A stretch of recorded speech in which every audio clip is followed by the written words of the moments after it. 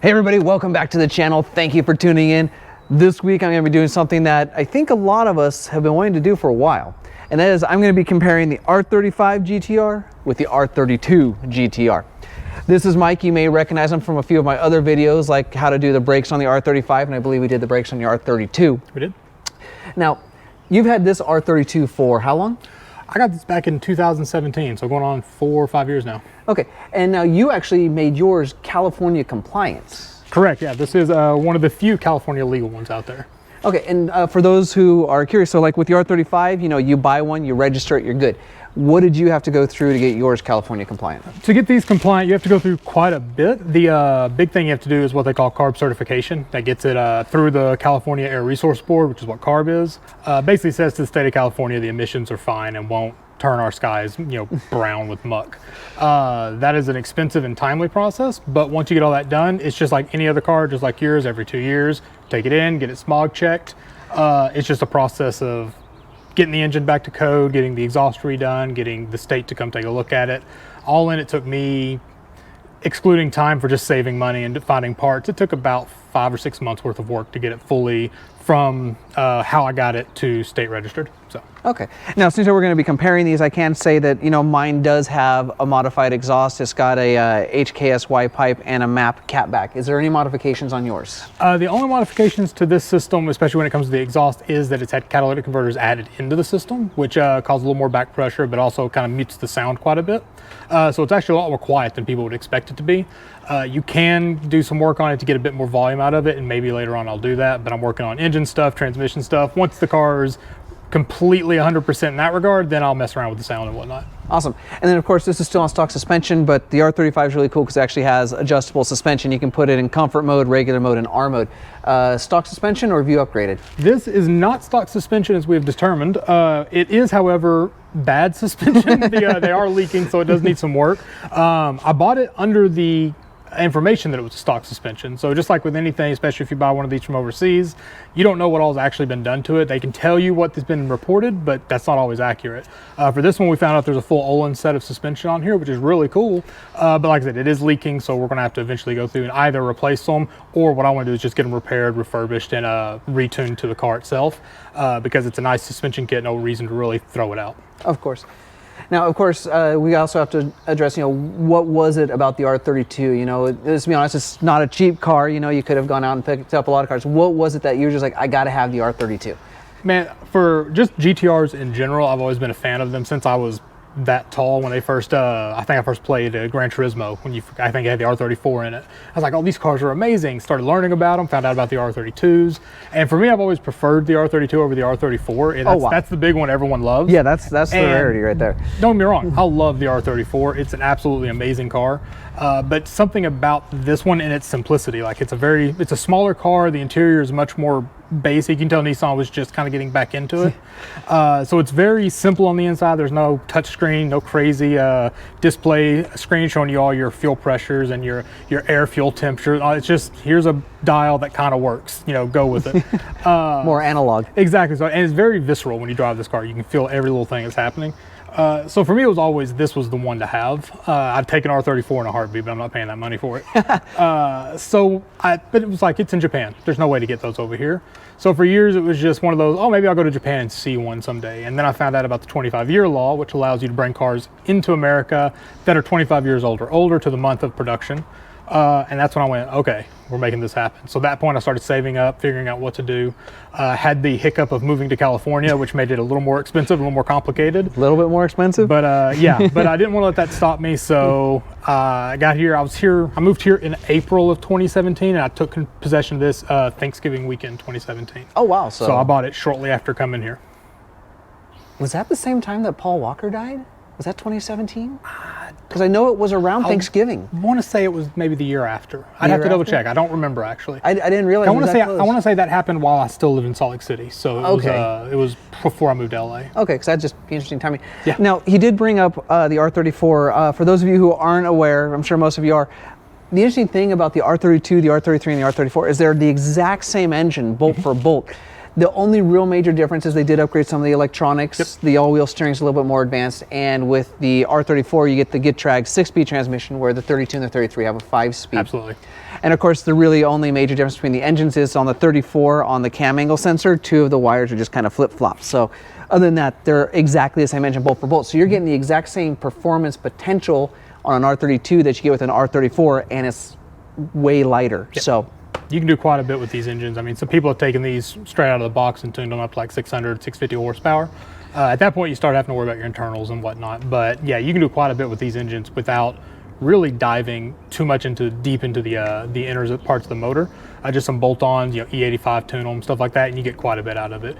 Maybe eventually I'll do that, but I kind of like having it mostly stock. It makes it much more reliable, and I'll be honest, right now it's sitting probably around 330 horsepower, and that's more than enough for daily driving, which is what I basically do. Of course, this isn't going to be your track beast because you don't want to damage it or beat it up. No, my insurance company would kill me if I put this on a track. All right, so just kind of taking a look at the cars, obviously the first major difference you look between the two is actually the size of the car. Now, it's amazing the actual difference in the size.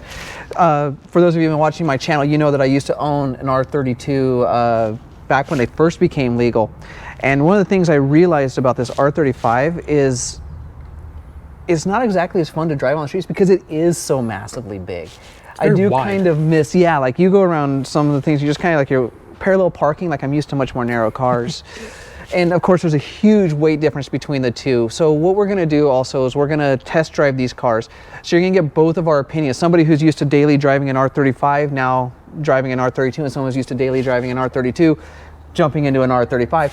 And we're gonna discuss some of the differences, and so that way you guys can kind of decide which is really the better driver's car. You know, instead of looking at it strictly from a track potential, because that really just comes down to who put more money into their car. We're going to take a look at, like, you know, if you want to own and drive the car, especially for me, where I believe the daily drive, which is going to be the better car.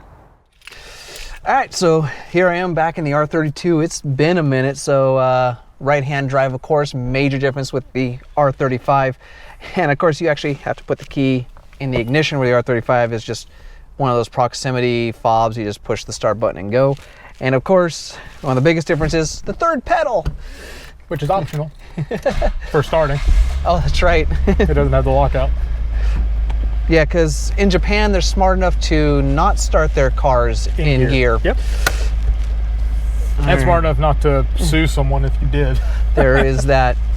So of course, yeah, you got the 3 gauges, which over time did become the screen that's in all of them now. So that carries through all of the generations. So, all right. Might want to roll the windows up for recording purposes. All right. The windows are down because this car has no AC. So there's a major difference.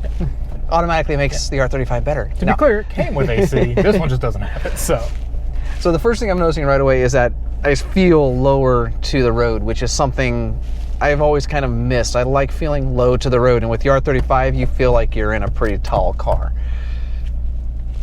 Yeah, you definitely feel like you're sitting butt on the road with this thing, which I love. And of course, visibility out of this thing is really, really good. Anywhere you look, you can see out. You don't have to worry about, like with some of those cars where, you know, you try and change lanes. It's kind of a gamble if there's going to be like a 350 or a Miata next to you. Well, I was like the 350 you can't even see out of. Oh no, the rear window's like decoration. Rear window and the vent windows don't exist, so it's just like you can't see out. You don't care what's behind you in a 350. All right, so what we're gonna do is we're just gonna head up Topanga Canyon. It gives us a good time to go through some twisties, some straightaways, and there's a nice little spot to turn around. So I'm gonna drive out, Mike will drive back, since how he's more accustomed to it, and we'll let you know some of the things we observe about the car. Actually, the funny thing is it only took about going through that garage before I got used to being on the right-hand side again. That's what I tell people. They always ask, how long does it take to get used to right-hand drive? I'm like, honestly, like 20 minutes, maybe an hour. Depends on, you know, how quick you are to adapt. But it's not as difficult as people think it is. Well, when I had mine the first time, it took me about a week because, like, if you're concentrating, yeah, driving on the right is not that big of a deal. But when you start kind of relaxing and you try and get into it, you kind of start drifting a little bit to the left because that's just what your mind's used to. I mean, I never really had that issue. My thing was like finding out new ways that being on the right-hand side of the car was difficult, and I didn't realize. Going into parking garages where you have to get the ticket and then pay to get out of them. Or, like, this is a good example. If there was someone coming at us on the other side, turning left, without an arrow, you're screwed. You can't see anything. It's a roulette if you're gonna get T-boned. You learn to be very comfortable with people behind you being upset. Beep beep, but bitch, I can't see. And then of course there's blinker being on the other side of the steering column. Yeah. The good thing about that is there's no windshield washer on a column. It's on the shroud itself. So I don't turn the windshield wipers on in this car, but I do it in my other car. And I'm very proud of myself, and I might be jinxing myself by saying this by not stalling the car after been driving in an automatic for the last like 7-8 months. Well, if it makes you feel any better, when I'm driving your car, I'll probably slam on the brakes at some point, trying to hit the clutch. So it'd be kind of funny, especially with the new brakes that are on there that are super grippy. Oh yeah. That acceleration for stock is not bad. Yeah. Especially considering that the engine's, it's still 30-something years old. Yep. I'll be planning soon here to have the engine rebuilt just to freshen it up. And when I have them do that, I'll have them dyno test it before and after. I'm curious as to what just doing a complete refresh, not an upgrade, just a refresh of the motor will bring you after 30 years, Now, one thing I do want to talk about is the seats in these cars. So you guys know my history of cars. For those of you who haven't, it's in a number of videos, but just real quickly, I've had Supras, RX-7s, I've had an R32 GTR, Mitsubishi Eclipse GSX, I got the R35 now, I had a 2010 Camaro, a 69 Camaro. And for stock seats, these are some of my favorites. Now, if you take a look at most of my 90s cars, I would usually drop in some Sparco seats because, well, I'm brand loyal to Sparco. When I had my R32, I was never tempted to change out the seats. They're comfortable, they got super high bolsters, so you're not sliding around the car. These are just, in my opinion, some of the best stock seats. Now that's really cool because the R35 now has I have the black edition, so I have the Recaro seats, and I think they must have had the same philosophy because those are pretty good seats too. Like, they have some pretty good bolster, they're really comfy. I gotta admit though, I still think I prefer these seats. Sitting in them again, I do think that these are better seats. I absolutely love these seats. Of all the cars I've sat in, which is not a huge plethora, but a fair amount, and these are absolutely my favorite, to the point that I want to use them for my racing rig when I get my sim rig set up. I want to import one of these seats and use that, because it's just like, that's just great. Unfortunately, because it is JDM and Skyline and GTR, a replacement seat for this thing's like $400 to $500. That's actually not bad. Just the part. But it's like, for a stock seat, you would expect it to be a little less, but Skyline. No, because I remember even the seats for like the FD, because I went from a tan interior to a black interior. That's about what they were going for. So $400 for a seat is actually pretty darn good. Only cars I've ever had to look at seat replacements for was like my Lancer. It was like $200. Yeah. Now the cool thing about this car is when you take a look at this one's running, it's 280, or are you at the 320? This one should be around 320, but that's what it would have been back in the day, so it's probably lower than that. But typically these have been rated around 320 stock. And you removed the pill restriction bead. Yep. Yeah. I didn't remove it, but it was removed. It was removed. So the point I want to make is that nowadays you think 320 doesn't really sound like much, but for what this car weighs, it's actually plenty. Yeah. It actually feels pretty good. And of course, because you're still on the stock twins, you don't have gnarly turbo lag that you would have with a single. So the power's right there for you. Yep. But this car, you punch it and you can feel that rock back. And I love watching the torque split where you can feel it roll back and then the front wheels take over. It's just a fun car. And that's something for a lot of people didn't realize, at least I didn't until I had the R32, is it's actually not an all-wheel drive car. It's technically a rear-wheel drive car that can transfer up to 50% of the power to the wheels when it needs to. And that was the big thing about this car. That's why it did so well in the Australian races and stuff, was that Tesla system. No one could keep up with it. That's how it got the name Godzilla. Yep. Now I gotta be careful because you're still running older tires, right? Yeah, these are still the old Japanese tires. So I can't put it through its G-forces as much as I typically would if we had like some... I will say this, for the tires as they are, they've still got pretty good grip to them. Okay. But yeah, they're not like a set of Pilot Sports or something where you can just flash it into the corners. Yeah. Now, there is one complaint I have about this car, especially now that I'm driving it right now. The gas pedal sits farther down than the brake. Right. Which means I can't heel toe very effectively. You'd almost have to put like a spacer on the gas pedal if you wanted to heel toe. Or just readjust the pedaling. Oh, you can do that? I believe so. Oh. I mean, you can't do it like natively to the car. You'd have to get a kit and I'm sure do something to adjust where the position of the throttle is. I gotta ask, how often do you chew through the canyons and kind of feel a little bit like Brian O'Connor? Does that ever go through your head? Not as much. If I was in an R34, maybe. What I get is I'll put in a CD with some Eurobeat, and I feel like I'm an Initial D. There we go. I'm a night kid running through the canyon. All right, so we're coming up on our switch point. So I'm gonna pull over. We're gonna switch drivers, and then Mike will go ahead and drive back because it's his car if he wants to run it a little bit rougher. All right, so here we go. He's back in the driver's seat, so he'll be able to show off the car a little bit more. If we can get out in traffic.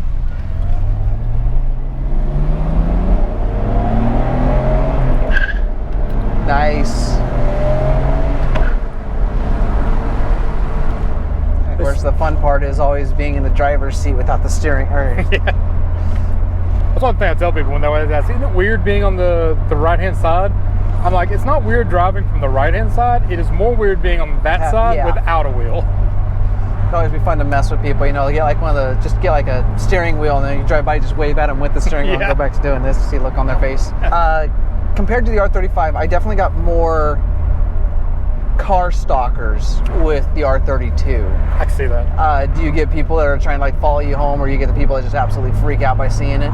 You get a lot of people that see the car and you get excited to see it, or like honk at you. Matter of fact, while we were just sitting there dealing with the camera, we had that one guy kind of look at us and such in that Corvette. Oh, so yeah. you do get it pretty often from different people. Like I've got muscle car guys that have recognized it, exotics guys have recognized it, obviously JDM guys, and you get like older people, younger people. I'll get older people that are like, oh, I was in Japan, like stationed in Japan or something. Oh, really? And I remember those cars. Or you'll get the younger kids that played, Need for Speed and Forza and Gran Turismo, and they recognize the car. Or watched Fast and Furious and such, and they recognize them from that. I get quite often, you'll get some older people that'll be like at a stoplight and they'll see you're on the wrong side of the car. And without fail, I'll always get the question, is that car from England? Yes. Oh. And it used to annoy me, but then I remembered that the car doesn't have Nissan badging on the back because it's been debadged except for the GTR badge. And if you're not a car person, you think right-hand drive, most people think England, especially an older generation. And it's usually the older generation, like 50, 60-year-old. But then I'm like, no, it's from Japan. And they're always like, oh, that makes sense. All right. So, we're getting on back to the cars. So we're going to go ahead and swap cars. And that way we'll be able to kind of tell the difference between driving the R32 and the R35.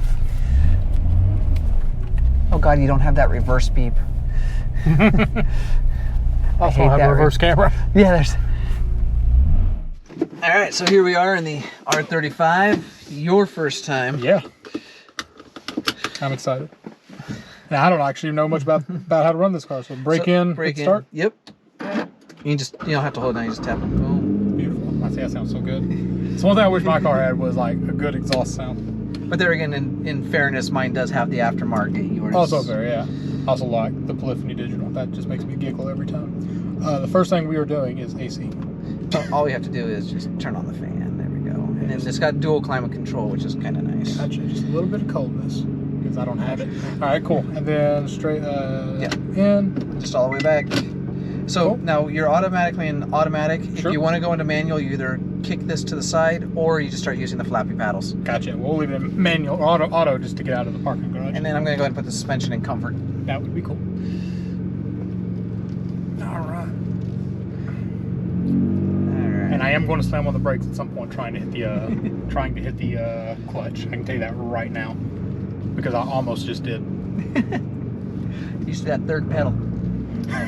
It's funny you mentioned the accelerator being so far away from the brake on mine. Yeah, I'm used to that, so I keep putting my foot way back to get to your brake, and your brake is like right next to it, so I don't have to do that. I'm like, where's your brake? Oh, okay, cool.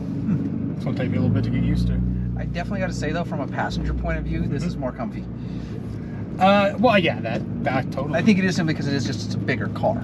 Bigger car, and I mean, honestly, your suspension's just, well, first off, my suspension's leaking, but it's also, this has got more of a comfort, you just said, you just put it in comfort mode on the suspension even, which is still, let's be honest, a little stiff, but these cars you don't buy for comfort. No. It's not like you bought a Lincoln Town Car, you bought a GTR. If I go over a speed bump and it doesn't want to threaten to knock one of my teeth out of my jaw, the suspension's too soft. And of course, for me, one of the biggest pieces of technology in the R35 that gives it the advantage over the R32 is I have cup holders. That's some advanced tech right there. I have cup holders. Japan hadn't figured out cups in the late 90s or mid 90s and all that.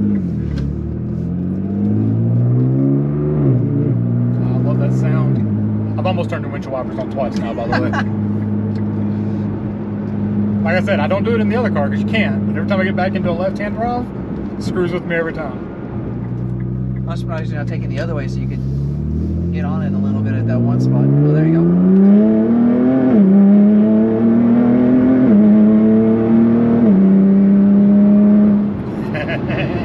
I want one. You know that's making the cut. I don't know if I need a condo. I just need one of these now. That's the thing. I should have had you use launch control right there. I should have think about that. We always turn around and go back. Matter of fact. Are you gonna do it? Yeah. So he's gonna use launch control for the first time here. So what you do is you have to come to a complete stop. Put your Put your foot on the brake. Put your foot on the gas. Floor it, and then take your foot off the brake.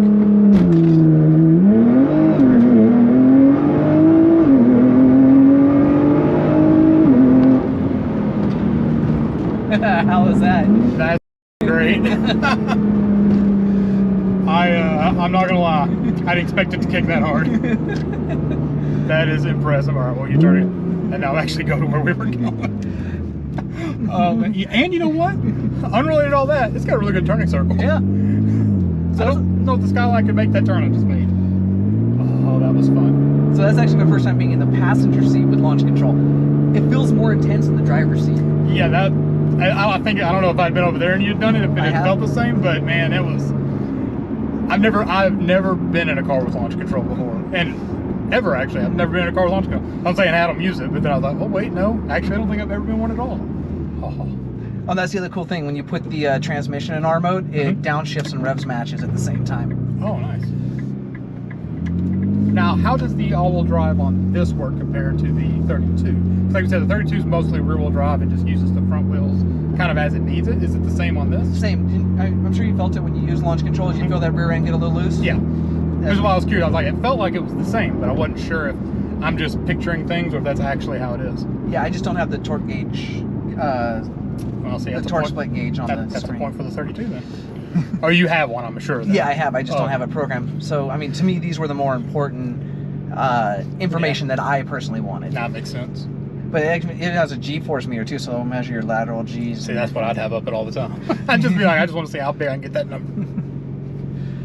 Oh man, no, I love this. And talking about the seats, like these seats like hold good. Like in those short U-turns, you know, you can feel it throwing you to the side, and it's snug. So yeah, these are nice. I like these. I still think the bolstering on the 32 seats are a little bit more aggressive. A little bit, yeah. But I mean, let's be honest, the bolstering on the 32 only cared about. Oh, I forgot this is a turning lane. Okay, we'll turn and then go up to Topanga. Yeah.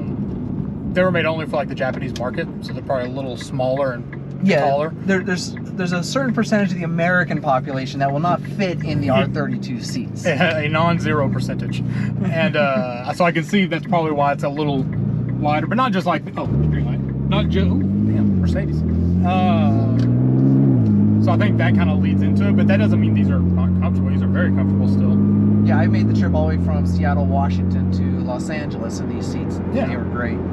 Yeah, I can't imagine you. I'd say probably after that long of a drive, you might have a bit of it like, oh man. No, I really didn't. Really? Because I do know I've driven, we went out to Jesse's place. Yeah. That was like a 2-hour drive in the Skyline. And by the end of that, when I got out, I was kind of like, all right, if I was going further, I would need to get out to stretch. And I don't know if that's partly because the seats, the suspension being rough like it is. Like if it was in proper working order, the whole car, maybe it wouldn't have been as bad. You know, the funny thing is that one of the things I had to get used to is when using the paddles is not taking my foot off the accelerator to shift gears. Oh, I didn't even think about that. I would have been doing it. All right. You just leave the foot down the whole time and just... That makes sense because it can take care of that aspect for you. Neat. You know, I'll say this. We were mentioning visibility in the Skyline. Visibility in this isn't that bad at all. Yeah, that's definitely one thing I was really surprised about. Like, I thought it would be... I'm not saying bad, but I thought it would be worse, obviously, in the Skyline. Actually, I thought it would be closer to like a 350. Okay. But it's actually closer to what the G35 was when I had it. Like, very clear because you have those back vents, that helps. Yep. Your rear pillars are large, but they're not in the way of anything. And your mirrors work really well. Yep. I have many cars I've been in where it's like, yeah, we got side view mirrors, but they're useless. It's like, They're decorative. yeah, it's like the mirrors like this big. It's like, what? And here's the restaurant. Oh yeah. I don't want to. I'm just gonna park this in my garage and be done with it. If it'll fit in your garage. Oh, I'll make it fit. There we go. It'd be a snug fit. Watch how this dude's backing up right here. Okay. That is one thing about Could not see his taillights. I've got a better angle. Fair enough. Yeah, I was like, just didn't even look like his reverse lights were lit up. That is one thing about the R35 though, is it is big. She's a large girl, but you Yeah. know what? She's pretty for it. So I'll pull up to the same spot you did. Yeah. People can still get by. Yep. All right. Back in the driver's seat, and the first thing I'm looking for is the clutch pedal. I did that a couple times. Well, I was just saying, I got the passenger seat here, and the emergency brake on this car is in the same spot it's at on my car. Yeah. That's one thing about the R35 is the speed is instantaneous. You want to be at 50? Hey, Yeah, you're sure. at 50. It's more like picking a speed in a video game and just being there. Oh, I had you in arm mode the whole time. Nice. Yeah. Well, if I had one of these, it'd be in R mode all the time. I would be like, there's no need for these switches to exist. The funny thing is that I can't compare with the R32 with the R35 is the rattles and squeaks. Oh yeah. I mean, granted, yours has it simply because it just has the age behind it. It's an old car. This has it, had it from the factory. And the, what was it, your transmission tunnel or whatever it is that rattles every time I get out, or whenever I hear it. The bell housing, yeah. I always forget what part it is. I'm just like, that would drive me up the damn wall. I'd have to fix that somehow. Find a way to. There's actually, when you read the owner's manual for the R35, there's actually a note that says, this car makes clunks and noises. It's not broken. Do not bring it in to be repaired. Which part of you has to be like, well, why didn't you fix it then? No, not for me. It just means that the people who are too delicate will not own this car. Oh, that too, which is also useful. So one good thing about cars like this is when I see someone driving one on the road, I have decent faith that they know what they're doing. Exactly, because for the price point, people who don't are just going to go out there and buy an expensive Porsche. Yep. Or maybe an expensive BMW. Somebody who goes out and buys a GTR, they know what they're getting into. they're purpose driven. Or they get out of it really quick. There is that, yeah. All right, let's do this. I want to feel this from this side.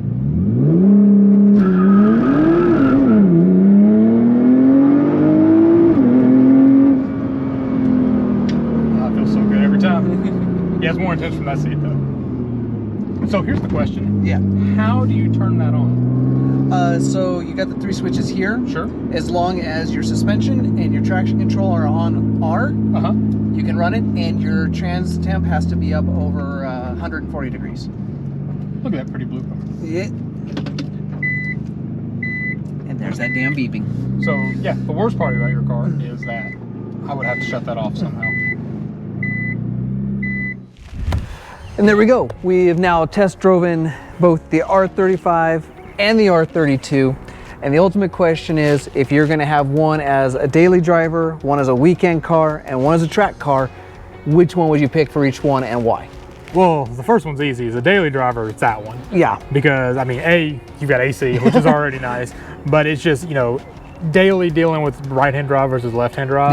There's no question that while I enjoy the novelty of this, and daily driving this is not impossible at all. I mean, you can go through drive-through, which is nice. Like you said, you have cup holders, which is nice. AC, I mean, and it just handles well. It's a much more modern car. You're not gonna have issues with like the battery dying as often as mine can, the all-wheel drive system having trouble like we see this thing can have. 30 years of technology changes these cars. It so really it's just is. a newer car, more reliable, and just as fun. I mean, that thing is a blast to drive. I'm super, I now want one, which is a problem. I'm gonna have to figure this out. But overall, I think that's the car to have for the daily. I agree too. So for me, like the daily, I mean, not only is it all the reliability that comes with it, but I mean, it just seems like it's a little more comfortable. You know, you got all, it just, I mean, granted, there's a lot of stuff you can do to this to make it equal, you know, as far as like, you know, adjusting your suspension, you know, getting a stereo that's got Bluetooth connectivity, and, you know, of course, getting your AC working. Would be nice. Yeah. But one thing I can say as advantage though, that the R32 would over the GTR as far as a daily driver is just its size. Yeah. So, I mean, one of the things I've always kind of realized when it comes to the R35 is it's a wide car, and especially when you have parking spaces in LA, tend to be a little bit more narrow. It's a bit of a pain in the ass. I try to do my best to park as far away from the door as possible, but you always get that 180 that parks right next to you. Even up here, I mean, as you can see, the way the lines are painted, we're right, both of our cars are kind of right on the lines. Yeah. And we're parked relatively sanely. It's just your car very wide. You're going to have a lot of issues in an area where it's designed for wider cars, and this car fits anywhere. Thankfully right between them. Even this can get a little large in LA, but that's just for places that are like the smart car is what they expect you to have. Well, I still feel like this is what they call the sport car compact. It is definitely a compact car. This is not. It's not. So that is one advantage of a daily driver, is that it's going to be easier to parallel park that. It's going to be easier to put into a garage if you have a small garage. So there are some advantages. Parallel parking this thing's great because you're by the curb. You just look right out the window, man. I love parallel parking this thing. I remember doing that as well. Okay, so as a daily driver, the R35 seems to have the advantage, but there are some things about the R32 that are nice. You could absolutely daily one of these, but if I had the choice between if I owned both, that's the one I would go to every day just to drive around. Okay, so then for a weekend warrior then? For the weekend, it'd be this car. It'd be that car. Because it's all about, you know, the experience and the fun of this. Again, that's a great weekend car. I would have no problem weekending that, but for me, the weekend car is the one that's going to be the more fun, the one you don't see very often, the more interesting aspect. And right-hand drive, being that this car was Japanese only, the performance you get out of this, not near what you get out of that, but still snappy, responsive, and fun. And the concerns about maintenance, repair, fuel economy, all that, when it's just a weekend car, that goes out the window. So this car, of the two, this is the one I would want to take on the weekend, though I'd have no problem taking that one out as well, because that's just as fun. I also agree with that too. I think as a weekend car, I think I would actually have the R32 as a weekend car, because it is kind of fun driving on the right-hand side. It kind of breaks up some of the monotony of just doing left-hand drive, which, you know, this is a great car. But yeah, I do think as a weekend warrior, this would be a much more fun car to have for the weekend, mainly for that right-hand drive. And you get a little bit of the attention from it. And like we said, the colors help with that. People notice this car a lot, but the people that know these cars, this will catch their attention like that. So it's just kind of cool. Okay, so and then for a track car, like if you were gonna, like this is a car you're gonna take to like Streets of Willow or Willow Springs. Taking insurance out of the question, because that's a big thing. I mean, that one I think would do so much better on the track. It's got more power, the handling, I think characteristics on that one's a little bit better. Partly again, because it's newer, better technologies into it. And like this still has the HICUS installed, and it's not 100%. So you have a little bit of insecurity in that, though people lock it out. But then you get into, okay, well, you're locking out HICUS. Well, why don't we put a little more power in the hood? And then it's who puts most money into it. Of course. So coming back to just kind of as they sit stock, that's definitely the more track performant car, but it also kind of bleeds into what the cars were intended for. Of course. I mean, that was built as a track car, whereas this was built as a sports car you put on the road that people made a great track car. Exactly. It is a true GT car that had an R edition.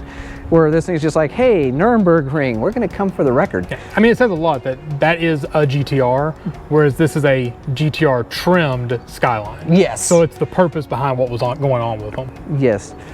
Okay, well, this is actually one of the first times where we've actually agreed on all three areas. I think so, yeah. I think we agree on So I hope that helped answer the question of really what is the better driver's car, the R35 GTR or the R32 Skyline GTR? If you like this video, go ahead and hit that thumbs up button to let me know. It does help the channel out a lot. If you want to see more GTR content in the future, go and subscribe to my channel. You can now follow me on all forms of social media, which include Instagram, Twitter, and Facebook. I'll leave links to those in the description down below. If you like the t-shirt I'm wearing and you would like to support the channel, go ahead and go to jdarcher.bigcartel.com and go ahead and check out what I have there. I've got some t-shirts, I got some hats, I got some beanies, and I even have more designs on the way.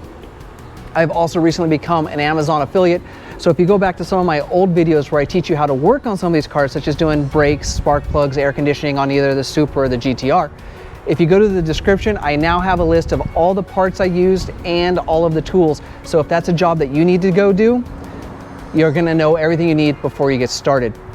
Now, you have a couple of channels as well. You have a Twitch, a YouTube, and an Instagram. What are... Correct, yeah. My Twitch is where we do a lot of our gameplay stuff, usually racing games and stuff. That's just twitch.com/-bullet train.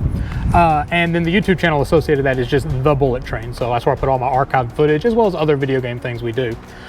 We also have, We also have my Instagram, which is on the car here, which is PXDN Ninja. It stands for PlayStation, Xbox, Dreamcast, Nintendo, gaming related. Now there's two N's in there, so... There are two N's, be sure to get that. So it's PXDN Ninja.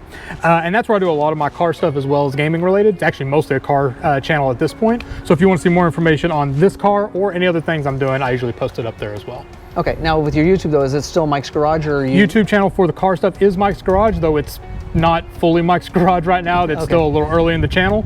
But if you search Mike's Garage R32, you will find it there. And that's where I'll be putting videos, again, related to this car or going to car shows and stuff like that will be coming up on there soon. And I will try and put links to all of his channels in the description down below if you want to check out his stuff.